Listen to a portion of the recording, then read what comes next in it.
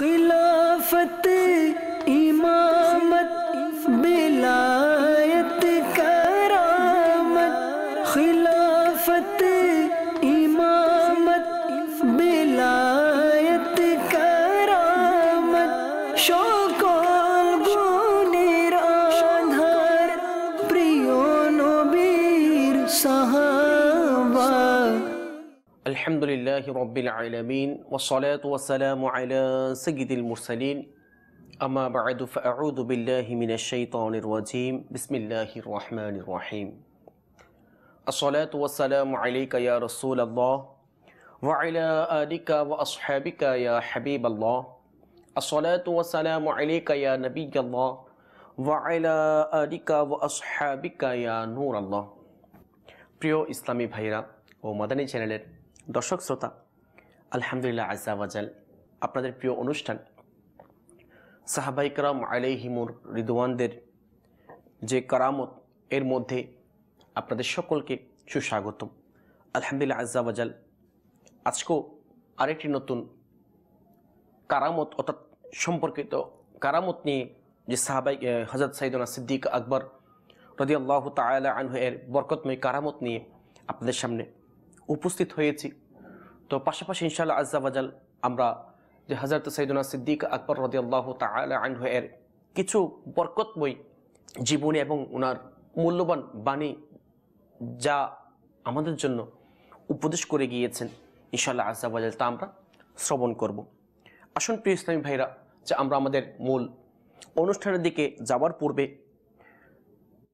যে আমরা রাসূল সাল্লাল্লাহু তাআলা আলাইহি ওয়া আলিহি ওয়াসাল্লাম এর উপর দরুদ শরীফ পাঠ করার সম্পর্কে একটি হাদিসে মুবারক আমরা শ্রবণ করিনি। যে হাদিসে মুবারকাটি আমার শেখ তরিকত আমির আহলে সুন্নাত বানিয়া দাওয়াত ইসলামী হযরত আল্লামা আবু বিলাল মুহাম্মদ ইলিয়াস আত্তার কাদেরী রাজভী জিয়াই দামাত বারকাতুহুমুল আলিয়া ওনার একটি লিখিত রিসালা এর মধ্যে নকল করেছেন, যা মুসলিম শরীফ থেকে নেওয়া হয়েছে। আমাদের প্রিয় নবী রাসূল আরবি সাল্লাল্লাহু তাআলা আলাইহি ওয়া আলিহি ওয়াসাল্লাম ইরশাদ করেছেন, যে ব্যক্তি আমার উপর একবার দরুদ শরীফ পড়ে আল্লাহ তাআলা তার উপর 10টি রহমত নাজিল করেন।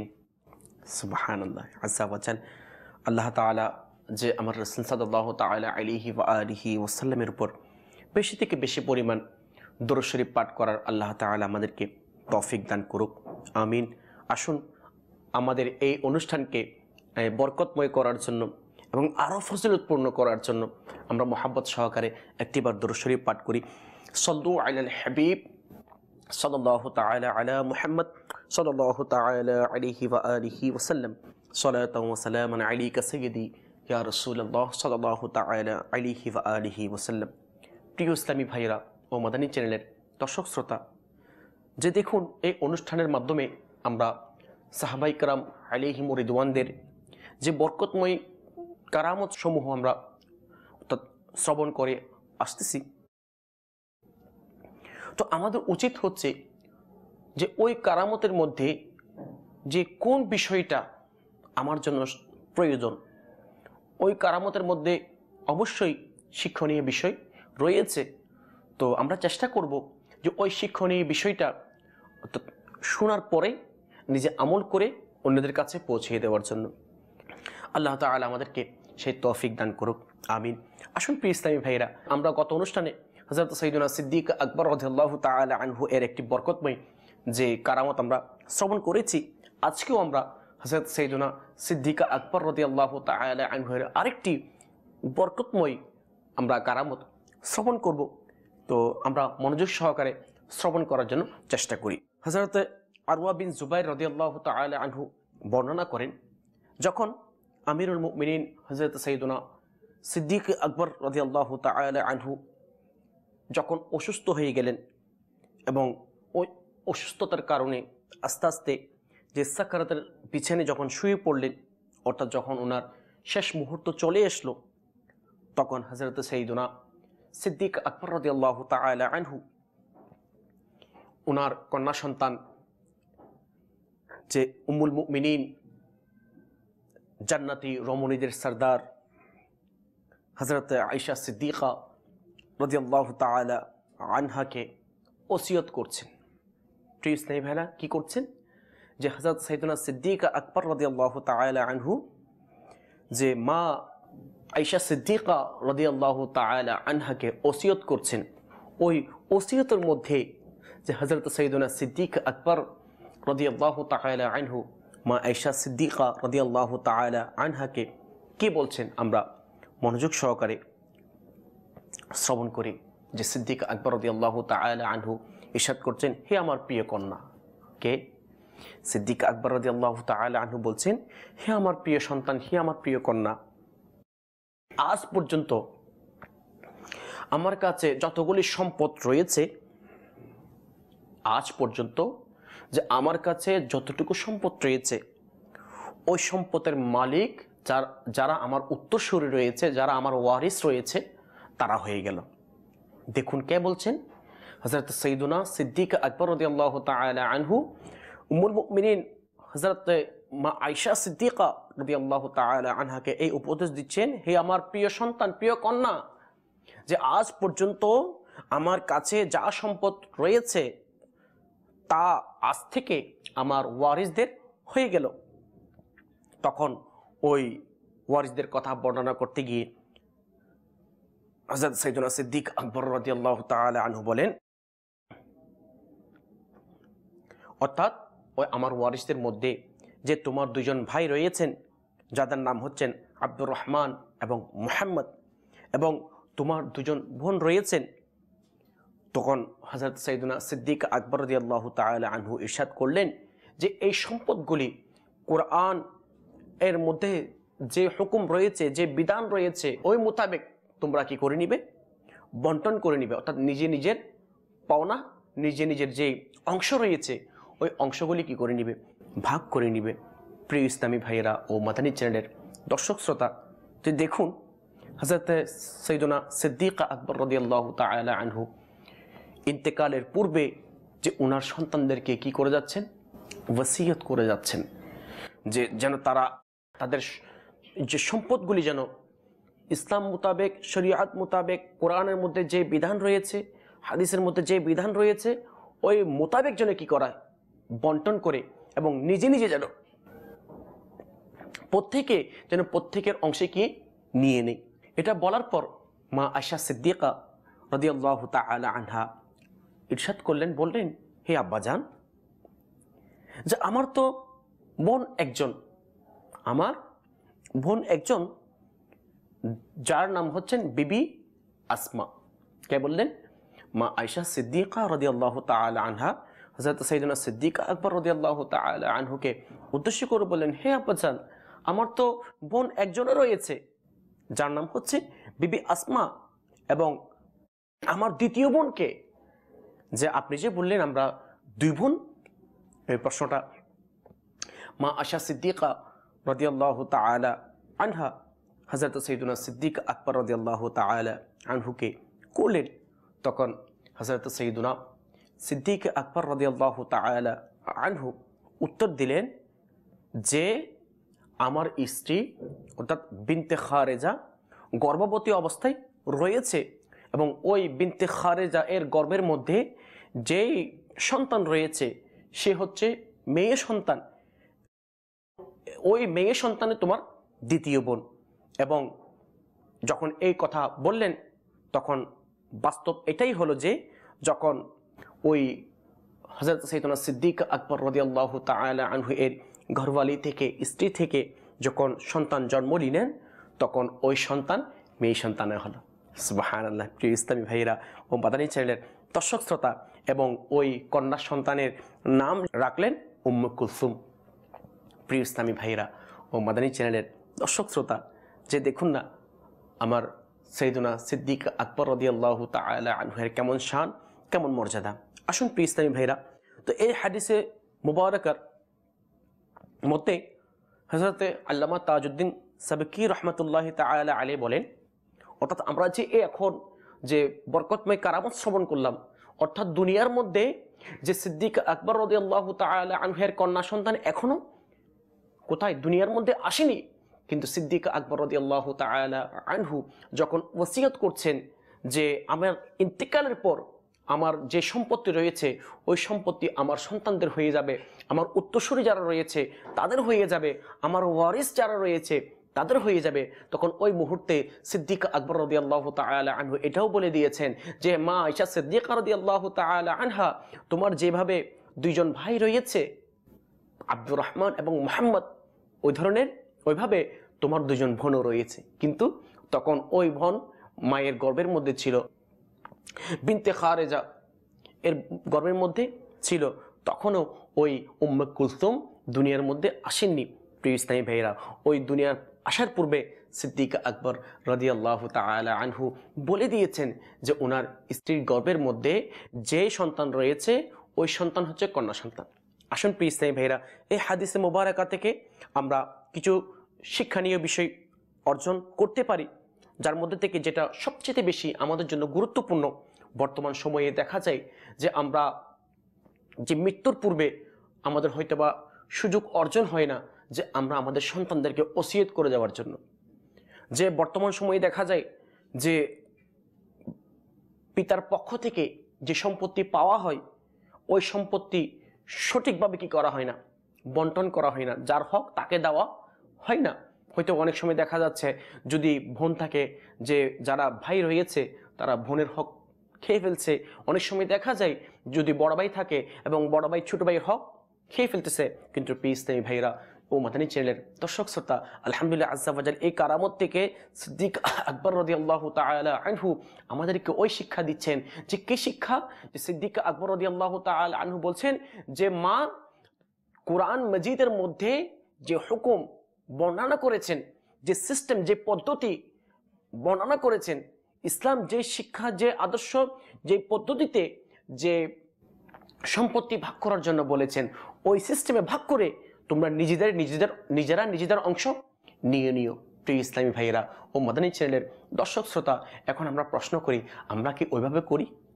নয় প্রিয় ইসলামী ভাইয়েরা, আজকে ওই বিষয়ে ইলম না থাকার কারণে, জ্ঞান না থাকার কারণে আজকে আমরা কি করি না, ওই ধরনের সম্পদ কি করি না, ভাগ করি না। আল্লাহ তাআলা আমাদেরকে বোঝার তৌফিক দান করুক। আসুন প্রিয় ইসলামী ভাইয়েরা ও মাদানী চ্যানেলের দর্শক শ্রোতা, এই হাদিসের মাতাহাতে হযরত সাইয়্যিদুনা আল্লামা তাজউদ্দিন সাবকি রহমতুল্লাহি তাআলা আলাইহি বলেন, এই হাদিসে মুবারকার মধ্যে হযরত সাইয়্যিদুনা সিদ্দিক আকবর রাদিয়াল্লাহু তাআলা আনহু এর দুটি কারামত প্রকাশ পেয়েছে।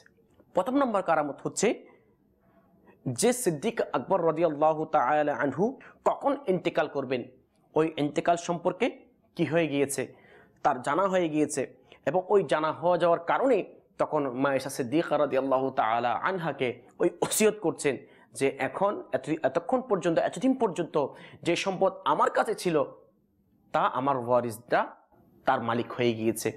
প্রিয় ইসলামী ভাইরা ও মাদানী চ্যানেলের দর্শক শ্রোতা, যে তার মধ্যে থেকে যে প্রথম নম্বর যেটা কারামত, সেটা হচ্ছে হযরত সাইয়্যিদুনা সিদ্দিক আকবর রাদিয়াল্লাহু তাআলা আনহু যে ওনার এই রোগের কারণে, এই বিমারের কারণে, এই অসুস্থতার কারণে যে উনি ইন্তেকাল করবেন সেটাও জেনে গিয়েছেন, এবং পাশাপাশি ওই জানার কারণে তখন উনি ওনার সন্তানদেরকে কি করে যাচ্ছেন, ওসিয়ত করে যাচ্ছেন যেন এই আজ পর্যন্ত যে সম্পদ আমার কাছে ছিল তা আমার ওয়ারিসরা তার কি হয়ে গিয়েছে, মালিক হয়ে গিয়েছে।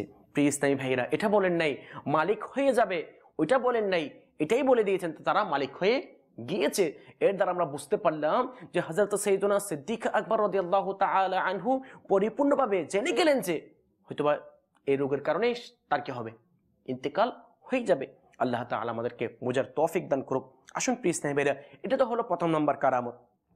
এবং দ্বিতীয় নম্বর কারামত হচ্ছে যে হযরত সাইয়্যিদুনা সিদ্দিক আকবর রাদিয়াল্লাহু তাআলা আনহু এর ঘরওয়ালি স্ত্রী যে বিনতে খারেজা গর্ভবতী অবস্থায় ছিলেন, যে মায়ের পেটের মধ্যে যে ছেলে সন্তান হবে না মেয়ে সন্তান হবে, আলহামদুলিল্লাহ আজ্জা ওয়া জাল যে সিদ্দিক আকবর রাদিয়াল্লাহু তাআলা আনহু এটাও বলে দিয়েছেন যে ওই ওনার স্ত্রী বিনতে খারেজা রাদিয়াল্লাহু তাআলা আনহা এর গর্ভের মধ্যে যে সন্তান রয়েছে ওই সন্তানও কন্যা সন্তান। এবং এর দ্বারা আমরা বুঝতে পারলাম হযরত সাইয়্যিদুনা সিদ্দিক আকবর রাদিয়াল্লাহু তাআলা আনহু এর কাছে ইলমে গায়েবের ক্ষমতা আল্লাহ তাআলা দান করেছেন। আল্লাহ তাআলা আমাদেরকে বোঝার তৌফিক দান করুক, আমিন। প্রিয় ইসলামী ভাইয়েরা ও মাদানী চ্যানেলের দর্শক শ্রোতা, যে দেখুন এই হাদিসে মুবারকের মধ্যে যে সিদ্দিক আকবর রাদিয়াল্লাহু তাআলা আনহু যে মায়ের পেটের মধ্যে কন্যা সন্তান হবে কিনা ছেলে সন্তান হবে তা বুঝিয়ে দিয়েছেন যে ওইখানে কন্যা সন্তান হবে। তো হয়তোবা আমাদের একটি প্রশ্ন আসতে পারে যে ইলমে গায়েবের যেটা সংবাদ দিবে, অদৃশ্যের সংবাদ দিবে, এই জ্ঞানটা তো, এই ইলমটা তো শুধুমাত্র আল্লাহ তাআলার জন্য। এই ধরনের শয়তানি ওয়াসওয়াসা আমাদেরকে দিয়ে থাকেন প্রিয় ইসলামী ভাইরা, যে আমি শুরুতে হয়তোবা ধারাবাহিকভাবে যে অনুষ্ঠানগুলি হয়ে এসেছে এর মধ্যেও বলেছি যে হাকিকি যেটা ইলম গায়েব, ওই ইলমে গায়েব যেটা আল্লাহ তাআলার কাছে রয়েছেন ওইটা হচ্ছে জাতি, অর্থাৎ জাতি, এটা আল্লাহ তাআলার কাছে ছিল, আছেন, থাকবে। কিন্তু আল্লাহ রসুলের কাছে এবং সাহাবায়ে কেরামের কাছে, আল্লাহর ওলিদের কাছে যে ইলমে গায়েবের ইলম রয়েছে তা হচ্ছে আল্লাহ তাআলার পক্ষ থেকে আতাই, অর্থাৎ জাতি নয়, এটা হচ্ছে কি আতাই। আল্লাহ তাআলা আমাদেরকে বোঝার তৌফিক দান করুক। প্রিয় ইসলামী ভাইরা ও মাদানী চ্যানেলের দর্শক শ্রোতা, আলহামদুলিল্লাহ আজ্জা ওয়াজাল আমরা উক্ত হাদিসে মুবারাকার মধ্যে যে আল্লামা তাজউদ্দিন সাবকি রহমতুল্লাহ তাআলা আলাইহি যে বর্ণনা করেছেন এর মাধ্যমে আমরা বুঝতে পারলাম যে হযরত সাইয়্যিদুনা সিদ্দিক আকবর রাদিয়াল্লাহু তাআলা আনহু এর জানা হয়ে গিয়েছে, ইলম হয়ে গিয়েছে যে মায়ের পেটের মধ্যে কি ছিল, কি কন্যা সন্তান না ছেলে সন্তান। প্রিয় ইসলামী ভাইরা, যে তার মানে এটা নয়, যেমন কোরআনে মজিদের এক সূরা লুকমানের মধ্যে আল্লাহ রাব্বুল ইজ্জত তার ইরশাদ করেন ইয়ালামু মা ফিল আরহাম, অর্থাৎ যার সারমর্ম অর্থ হচ্ছে অর্থাৎ মায়ের পেটের মধ্যে কি রয়েছে তা আল্লাহ ছাড়া আর কেউ জানে না। প্রিয় ইসলামী ভাইরা, এটা সত্য যে হয়তোবা এই কথাটা বারবার বলা হচ্ছে, যেটা সত্য যে হাকিকাতান ইলমে গায়েব এর অধিকারী হচ্ছেন আল্লাহ তাআলা। তো এই আয়াতের মাকসাদ উদ্দেশ্যটা কি? এভাবে আরও কোরআন পাকের মধ্যে অনেক আয়াতে মুবারাকা রয়েছে। তো এই আয়াতে মুবারাকার ব্যাখ্যা আমরা কোন পর্যায়ে করছি? দেখুন, এই কথাটা বলার একটা উদ্দেশ্য রয়েছে, মাকসাদ রয়েছে।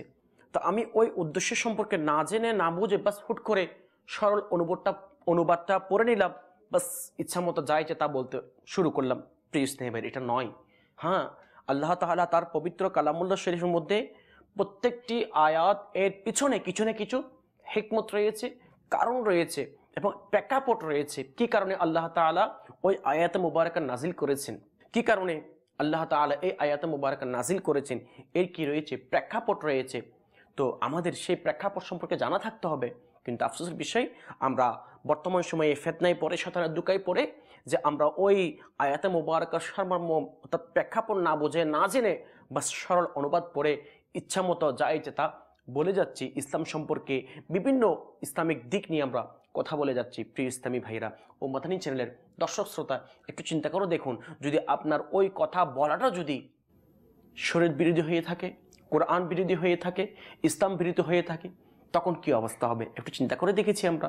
বাস সরল অনুবাদ পড়লাম, যেমন ইচ্ছে তেমন করতে আমরা শুরু করে দিলাম। আল্লাহ তাআলা আমাদেরকে ওই ধরনের কাজ করা থেকে হেফাজত করুক, আমিন। যেভাবে হযরত সাইয়্যিদুনা সিদ্দিক আকবর রাদিয়াল্লাহু তাআলা আনহু বলে দিয়েছেন যে ওনার বিবি যে বিনতে খারিজা এর গর্ভের মধ্যে যা ছিল তা ছিল কি কন্যা সন্তান, এবং এটা আল্লাহ তাআলা সিদ্দিক আকবর রাদিয়াল্লাহু তাআলা আনহুকে জানিয়ে দিয়েছেন। তো এর দ্বারা আমরা বুঝতে পারলাম যে আল্লাহ তাআলার দেওয়া ক্ষমতা বলে যে সাহাবায়ে কেরাম আলাইহিম রিদওয়ানদের মধ্যে যে ইলমে গায়বের ক্ষমতা রয়েছে, এবং পাশাপাশি যদি সাহাবায়ে কেরাম আলাইহিম রিদওয়ানদের এই ইলমে গায়বের ক্ষমতা যদি এতটুকু থাকে, তাহলে আমার রাসূল সাল্লাল্লাহু তাআলা আলাইহি ওয়া আলিহি ওয়াসাল্লামকে আমার আল্লাহ তাআলা কতটুকু ইলমে গায়বের ক্ষমতা দান করেছেন।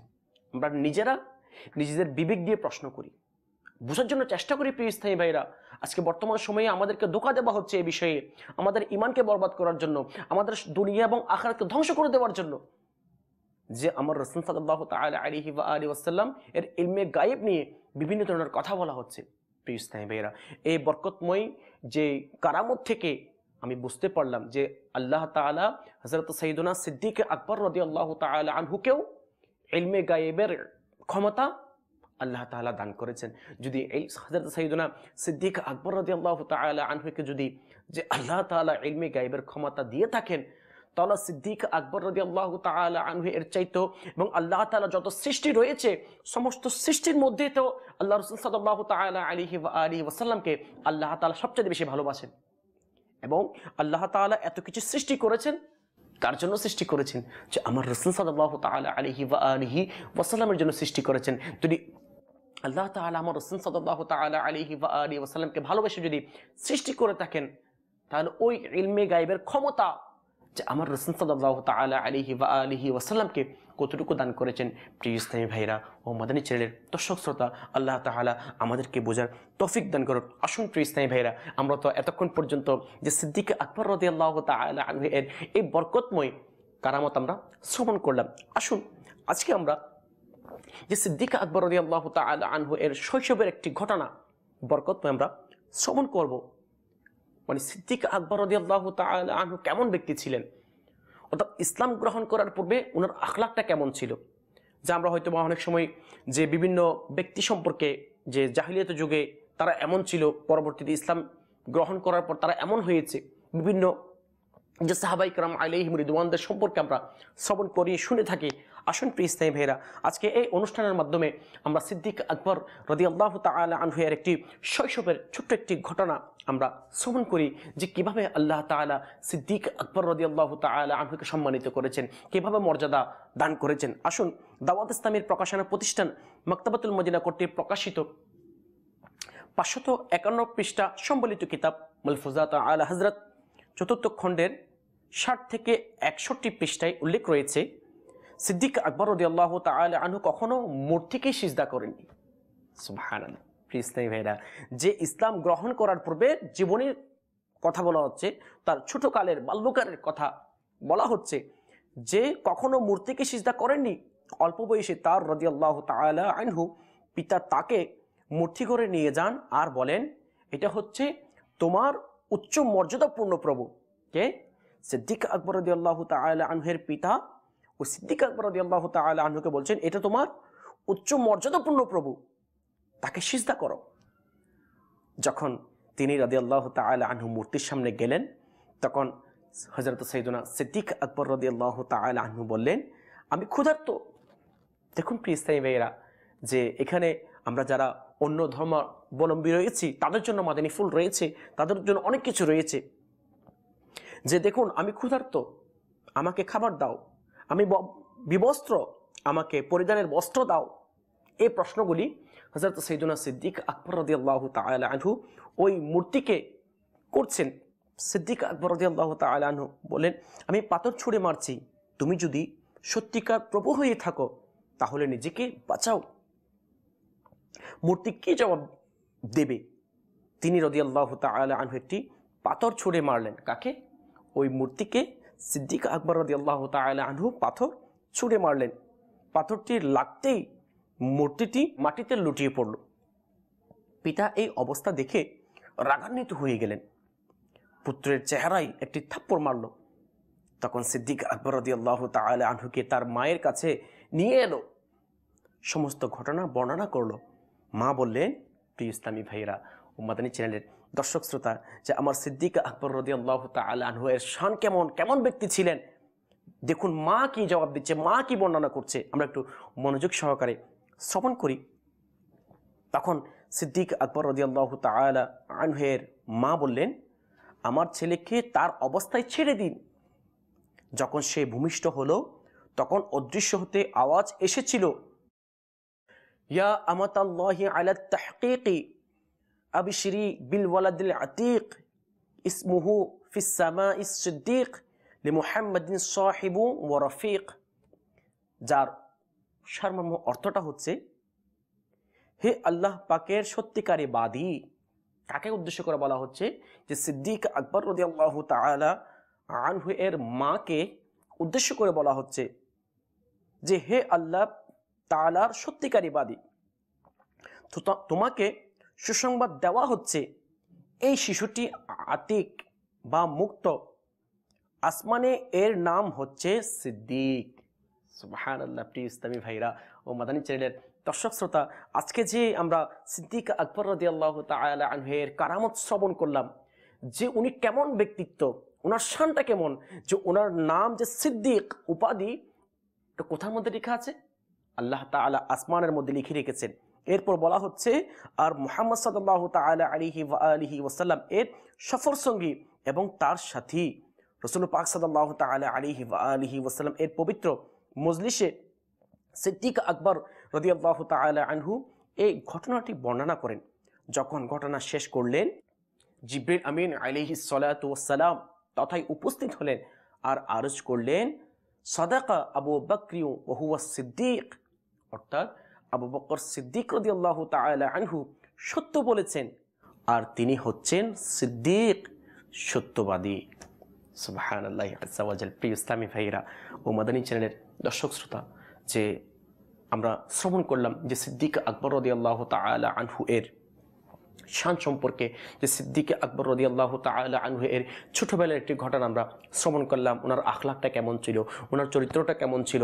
উনি এমন ছিল আলহামদুলিল্লাহ আযজা ওয়া জাল যে উনি কোনো মূর্তিকে কি করেননি, সিজদা করেন নেই।